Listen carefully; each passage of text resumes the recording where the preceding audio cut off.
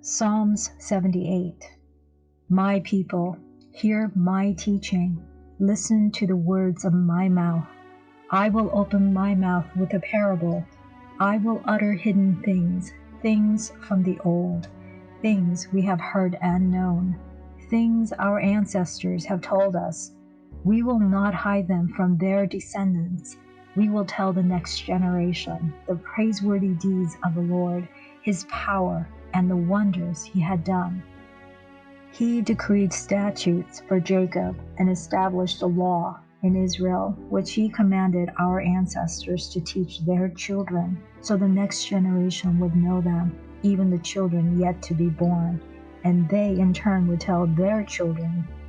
Then they would put their trust in God and would not forget his deeds, but would keep his commands.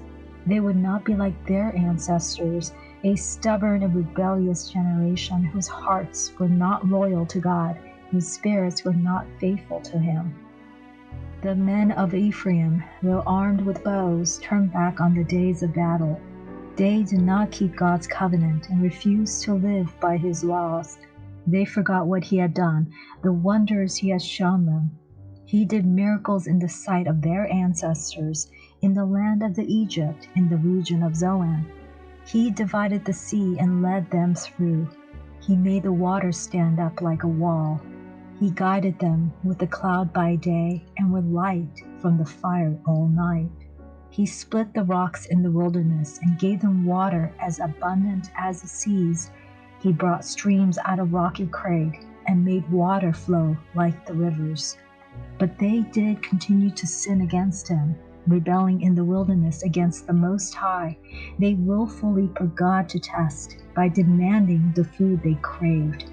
They spoke against God. They said, "Can God really spread a table in the wilderness?"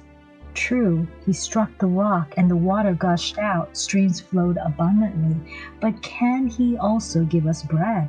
Can he supply meat for his people?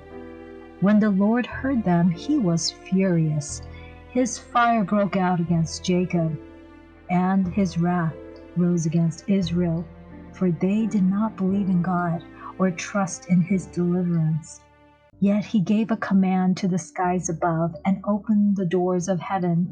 He rained down manna for the people to eat. He gave them the grain of heaven. Human beings ate the bread of angels. He sent them all the food they could eat.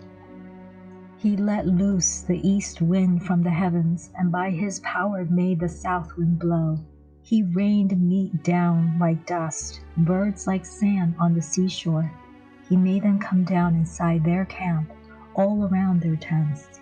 They ate till they were gorged. He had given them what they had craved, but before they had turned from what they had craved, even while the food was still in their mouths, God's anger rose against them.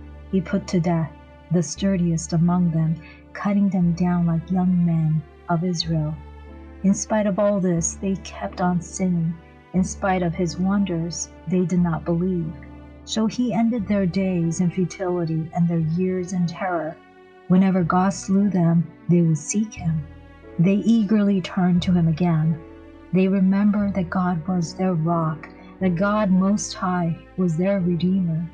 But then they would flatter him with their mouths, lying to him with their tongues. Their hearts were not loyal to him. They were not faithful to his covenants. Yet he was merciful. He forgave them of their iniquities and did not destroy them. Time after time he restrained his anger and did not stir up his full wrath. He remembered that they were but flesh, a passing breeze that did not return. How often they rebelled against him in the wilderness and grieved him in the wasteland. Again and again they put God to test. They vexed the Holy One of Israel. They did not remember his power, the day he redeemed them from the oppressor, the day he displayed his signs in Egypt, his wonders in the region of Zoan.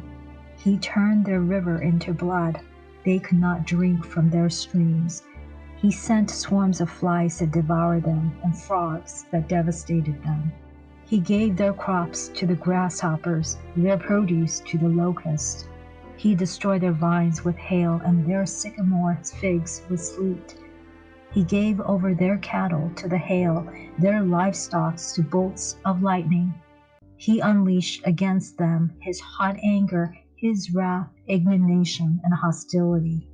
A band of destroying angels. He prepared a path of his anger. He did not spare them from death, but gave them over to the plague. He struck down all the firstborns of Egypt, the firstborns of manhood in the tents of Ham. But he brought his people out like a flock. He led them like sheep through the wilderness. He guided them safely, so they were unafraid, but the sea engulfed their enemies. And so he brought them to the border of his holy land, to the hill country his right hand had taken. He drove out the nations before them, and allotted their land to him as an inheritance. He settled the tribe of Israel in their homes. But they put God to test, and rebelled against the Most High.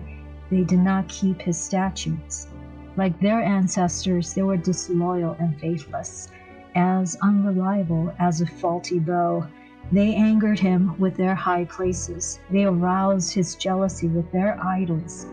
When God heard them, he was furious. He rejected Israel completely. He abandoned the tabernacle of Shiloh, the tent that he set up among humans. He sent the ark of his might into captivity, his splendor into the hands of the enemy. He gave his people over to the sword.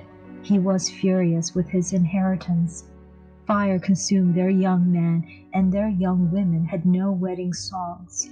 Their priests were put to sword, and their widows could not weep.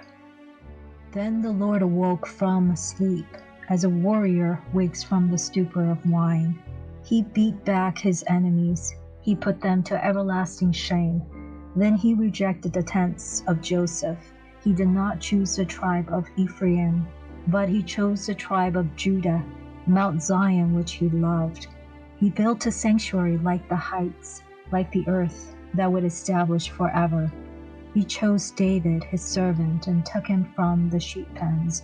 From tending the sheep he brought him to be the shepherd of his people, Jacob, of Israel, his inheritance. And David shepherded them with integrity of heart. With skillful hands he led them.